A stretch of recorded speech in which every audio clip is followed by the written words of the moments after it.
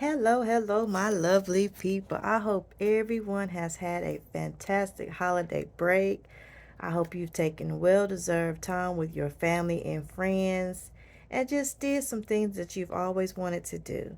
So I'm not going to hold you. I'm commenting, making this video about someone who made a comment and asked a question on my video on how am I alerted for notary appointments and how do I accept them. So, first of all, thank you for tuning in. I am a North Carolina commissioned notary. I have been a notary for 5 years now. I mainly specialize in loan closings, but I am a notary at the end of the day, right? So that's my number one jam. I'm a notary public, okay? So let's start there. But I do a lot of real estate closings transactions, okay? Assist in those transactions as a notary using my notary stamp, verifying, confirming that the person is who they say they are. You know what I'm saying? So, one of the platforms that I use, I start out by letting you know, is Signing Order, signingorder.com. That's one of the platforms that I use to get orders. I signed up to get orders. Another one is SnapDocs. Now, to be honest with you, I don't get a lot of work with SnapDocs just because of my area, but I wanted to give you a little tidbit tip that whenever you do sign up on no matter what platform you sign up for, even as Notary Rotary, Signing Order, SnapDocs, or any other platform that you sign up to put yourself out there looking for loan signing appointments or with title companies, make sure all your profile is combined as one. You can copy and paste whenever you're setting up your account in all the platforms that everything lines up, everything is the same. The type of closings that you perform are all the same. The areas that you cover are all the same. Everything is all the same. The same phone number. If you prefer to be contacted through text messaging, that's very important. If you prefer to be communicated with through email, that's very important to communicate those things so people, whenever they reach out to you, need that, see that you could possibly provide service to them, they know the best method of contact for you, okay? I personally like email or text messages, but phone calls is fine as well. But you have to think about it. If you set yourself up to be to receive phone calls, just say if you're in the middle of a closing and everything is going the way it's supposed to go, you don't want to be rude and have to stop and answer your phone. You know what I'm saying? But then you don't want to miss a potential new customer, new client with a title company, attorney, or whoever it may be. You know what I'm saying? So it's just like one of those type of things you have to kind of figure out what works best for you. But that's one, those two of the platforms that I personally use that I'm aware of. I don't use Notary Rotary, but I hear people that say they do use it. Now, signing order, there is a small fee that you pay per month to get on a higher, I guess you say like a net of people or servicing areas. I think it's like at the time of this recording, I think it's like $2.99 a month, $3.99 a month. That just adds more zip codes to the areas that you service. But once you do this, you'll learn which companies have business in your area. So you have to make the executive decision if you want to continue paying for that service or not. I've been doing it for a while now. And to be honest with you, I know who I like to work with because I know who pays. Every now and again, it may be a new signing service that pops up that I might go with. But like I said, once the one thing I do tell you that a lot of people don't say is when you accept a signing, you don't know what that person's net pay is. You don't know how they pay. So be aware of that. Like that's why I said I've learned, trial and error. I've learned that I don't just go ahead just because it's day and time and money. All those three things are nice: day, time, money. The date, the time, the money. Um, Sometimes it could really mess you up because if you accept the signing and it's 60 days from the time that after you do everything and you submit it to them and they have to do their because from what I've learned, and this may just what I've heard is that the way a lot of times it works is that the signing company pays their staff first and then the notary get paid last. So um, it's just the way it is in this business. If you work direct, of course, the customers, clients, attorneys, they get paid first and then we get paid. So we kind of sort of always the last to get paid, but you want to, if you are going to be the last to get paid, you want to know that you're getting paid. You don't want to put in that hard, efforts to perform the task the best of your ability and then don't get paid, right? So also that's another thing to think about. And also what type of processing systems you want to use. You want to have get paid by checks. The one thing I do tell everyone that sometimes people forget to tell people when they want to do this, make sure if you are a business that they writing the checks out to your business, not to you. I've had that in the past where they sent it to my government name and not my business name. So that could be challenging because you don't want to have them resubmit another check. So whenever you're filling out that W-9, if they ask for a W-9, 1099, whatever they ask for, make sure that you submit. I'm not a tax professional. This is not tax advice. You do what you want to do, but I'm just letting you know, just be mindful of that whenever they do pay you, sometimes when you work with a new person, a new company, new business, that asks you how do you want to be paid, and in that conversation you want to let them know you want to be paid as your business name or your personal name. Maybe you don't have a business, you want to be paid as your personal government name. Or how do you accept payments? Do you accept check? Do you accept Visa, credit card? You know what I'm saying? Sometimes when you go with more professional business, like big hedge funds or big real estate firms, they want to pay you American Express, Amex cards or something else. Like, huh, okay. But anyway, that's what's up. You want to be that level one day, maybe. You know what I'm saying? So yeah, that's just one of the tips I want to give you. But so what I do when I do get an offer, I'll let you know. I'll know this too. When I do get an offer, I look at the date because I do have multiple things. I do work from home. I do have two work from home companies I work for right now. Because I've taken a little break from loan signings just to give myself a mental break because it was getting a little stressful at the time. I know I made a video about me, thinking about quitting, not really quitting, but kind of calming down, not making this be my main source of income. But that's another thing, you have to think about when you're doing this. Like, if you want this to be your main income, you got to grind every day. So if you got to make $1,000 a week or $2,000 a week or whatever your bills may be, you got to take those closings. You got to market yourself. You got to, and you got to, if you only want to take a closing for a certain amount of money, you got to make sure that it all adds up to cover what you need to cover, and you still have enough to cover your business expenses. You know what I'm saying? So it's a lot in this profession. It's been a blessing to me. It has been a huge blessing to me. I am so forever grateful. I think I'm going to be a notary forever to the ends of times. But it's just the grinding that I was doing, and just the stress of it at times. It just was wearing on me. Plus, life was life, and I'm raising teenagers. If anybody got teenagers, I can go on a whole nother YouTube video about raising teenagers and trying to juggle your business and your personal life and trying to raise children that think they're grown, but they're not grown. They just may be taller than you. You know what I'm saying? But that's just one of the things. But so check out signingorder.com and check out SnapDocs. And SnapDocs is free. Let me think of another one. I think that's the only two that I can recommend. Because signing order is just like I say, tell people, like, think of signing order like a staffing company. If you've ever worked for a staffing company, they employ a lot of different companies. So they get your profile, they see if what you match up to, and then they send it to you. So, but I want to emphasize that profile. When you do create a profile, please, please, please, please, please put in the zip codes. Put in where you willing to travel. Are you 24/7? Are you only 5 days a week? Are you only on Tuesdays? What type of closings do you have experience in? What type of closings have you had training in? If you took training, you know what I'm saying? Things like that. Do you volunteer anywhere? Are you a part of any type of organizations? Put all that information in there. Don't make it too drawn out because they're not going to read all that. That's one thing I do want to emphasize. Zip codes, times, and what you do.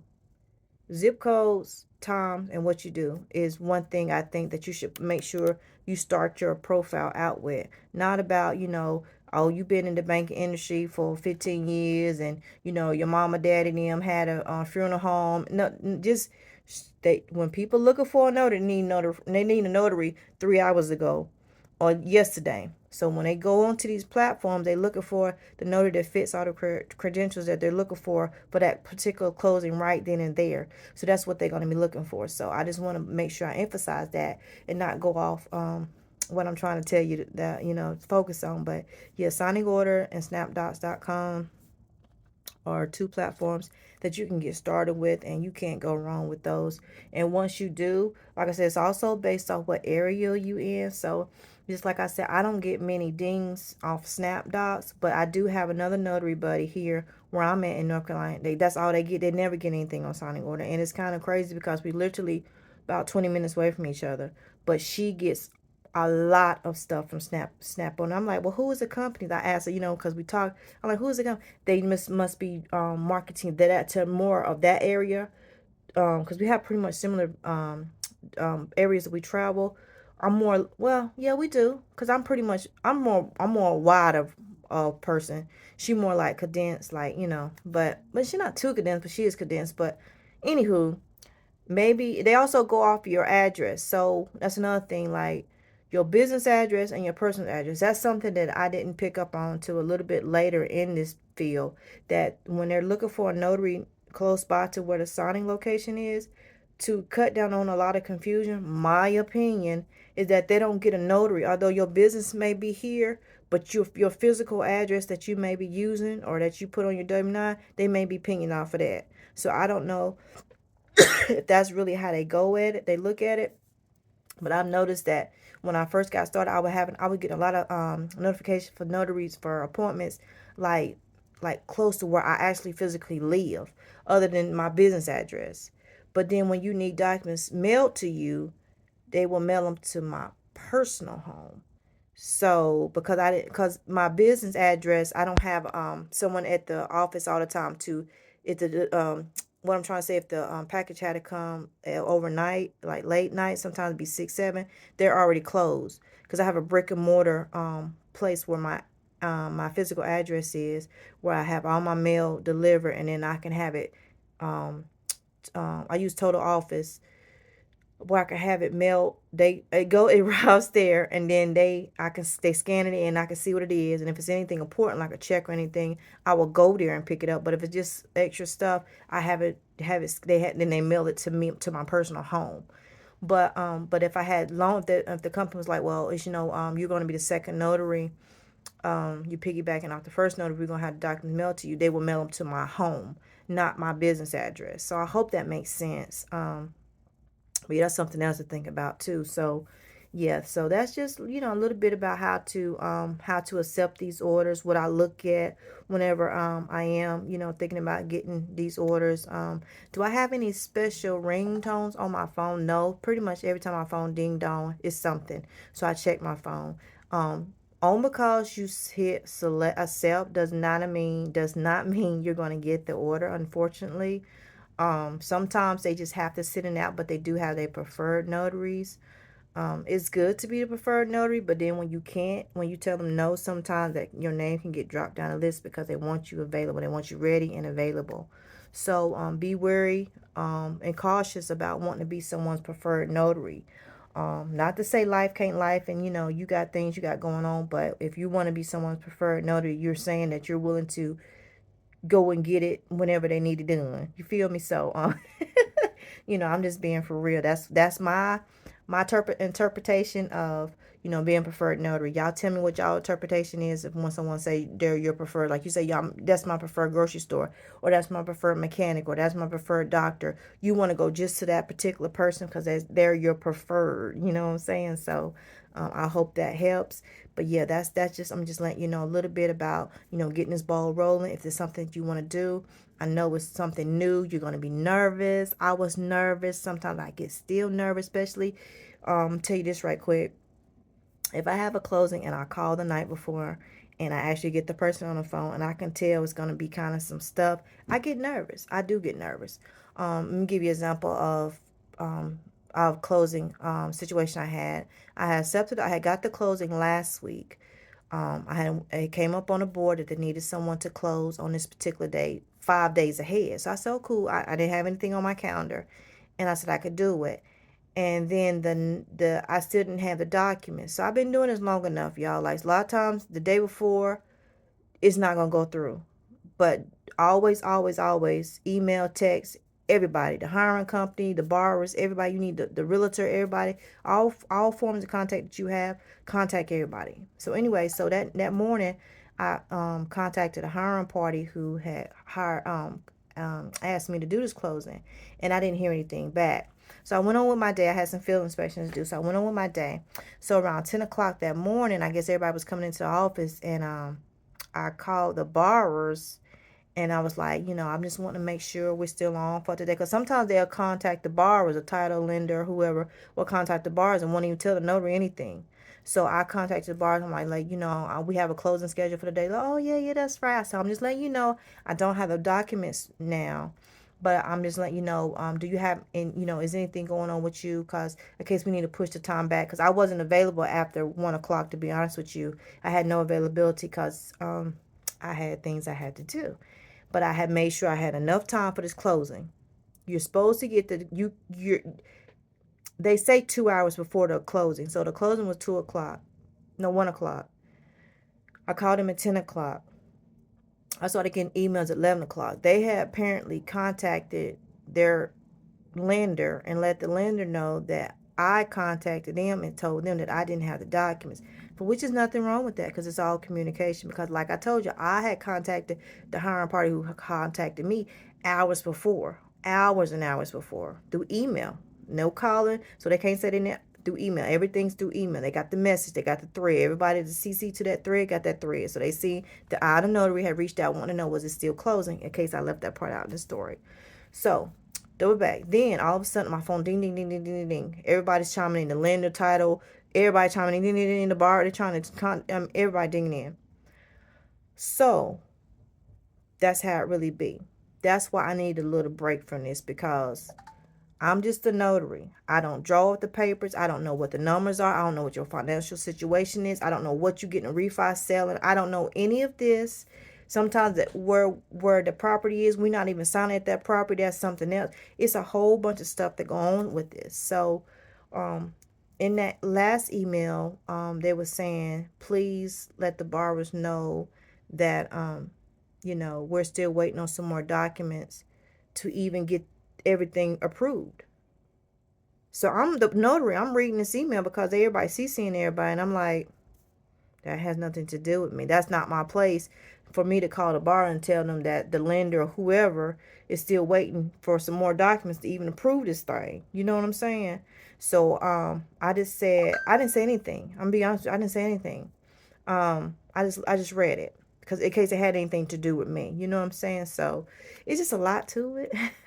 It really is. It's good money. It's extremely flexible, but you have to be flexible to make the money. So like I said, if you can only work 1 to 5, you might not get no closing, because if ain't nobody closing between 1 to 5, you're not gonna get no closings. If you only available from 5 to 9, you might at night, you might get some closing because people like to close in the evenings, if you're only available between 8 and 12 in the morning, I don't know. I don't know. I don't know. I don't know.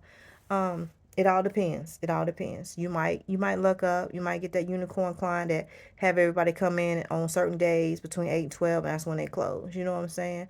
I see 8 to 12 time frame, to be honest with you. Maybe like a lot of estate plannings, a lot of older people who have parents in nursing homes, assisted livings, and retirement communities might want to do something like 8 to 12. You might can market to them. But that's just my point of view. Because when I was marketing heavy to nursing homes, I used to get a lot of calls around that time, between 8 and 12, to be honest, because I never had to do it after my kids got home from school. So it was that time. So maybe nursing home is something you want to market to if you want to do general notary work. If you think loan closing real estate transactions might be a little bit too much, that's okay. It's okay. Like I said, even I, doing this as long as I've done it, needed a break from everything. Because, like I said, the story I just shared with you all is just one story. And I close probably about 15 to 20 closings a week. So that's just one story out of all the things, the little fires I have to put out. All the little fires I have to put out. Week after week after week after week after week. I think this is like the first week, cause it's the holiday. I think this is like the first week I've ever, since doing this, took a full day off. And I mean a full day off. I mean, not printing documents for the next day, not going through notary gadget, checking to make sure I've been paid, not sending out emails. I mean, a full day this week. This week. And I've been doing this for, like I said, 5 years. So, yep. So, thanks for watching, and I hope that helps.